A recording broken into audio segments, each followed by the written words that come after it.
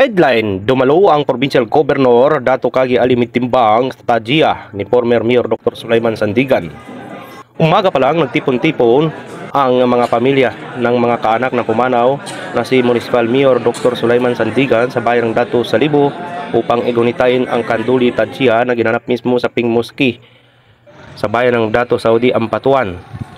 Pero sa Golden Palace, dumalo sila ni Bes Kuman 118 Eminelip Biap, Sek White Tundok, Municipal Councilor ng bayan ng Dato Piang, Gobernador Dato Kagi Alimitimbang, Dato ng Talayan, Maguindanao del Sur, dumalo sa Grand Kanduli para sa yumaong dating Municipal Mayor ng bayan ng Dato Salibo, Dr. Sulaiman Sandigan Alhats.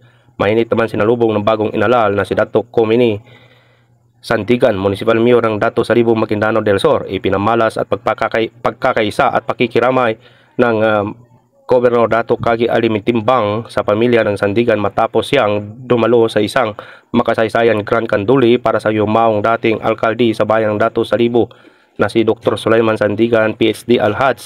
Kahapon, araw ng Sabado, July 19, 2025, ang nasabing Grand Kanduli na isang mahalaga tradisyon kultural at pangriyon na mga muro ay ginaganap upang gunitain ang parangal, ang alaala at serbisyo ni Municipal Mayor Dr. Sulaiman Sandigan sa bayan, lalawigan at riyon. Ang nagsilbi nito bilang pagkakataon para sa kapamilya, kaibigan at mga kasamaan sa serbisyong publiko na iniayag ang kanilang taos-pusong pagpapasalamat sa yumaong leader.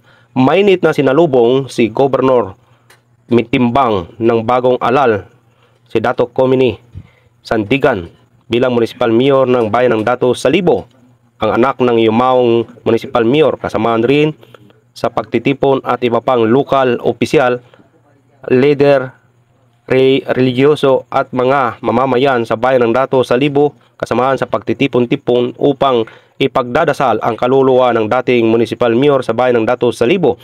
Ang kaniyang naging mensahe, binigyan din ni Gobernador Kagi Alimitimbang ang malaking ambag ng yumaong alkalde, kapayapaan at kaunlaran sa bayan ng Dato Salibo na hindi makakalimutan ang kanyang sakripisyo, malasakit para sa kanyang nasasakupan, ang kanyang pamana na patuloy natin dadalin sa ating paglilingkod, anya ni Gobernador. Iniayag ni Gobernador din ang kanyang suporta sa bagong pamunuan ng bayan sa ilalim ng Municipal Mayor Dato Komini Sandigan na iningkayat ang mamamayan na ipagpatuloy ang pagkakaisa, pakipagtutulungan para sa kabutihan at kaunlaran at kapayapaan sa buong komunidad. Grand Kanduli ay nagsilbing simbolo ng parangal na hindi lamang sa isang yumaong leader kundi ipagpatuloy ang kaniyang atikain sa pamamagitan ng bagong mga pinuno ng bayan ng 24 municipality sa lalawigan ng Maguindanao del Sur at titiyakin ito na siya ay magsiserbisyo sa taong bayan. Yan ang ating nakalat na news information. Ito pa rin ang inyong lingkod, Doc Sandigan, CCN News Alsuara.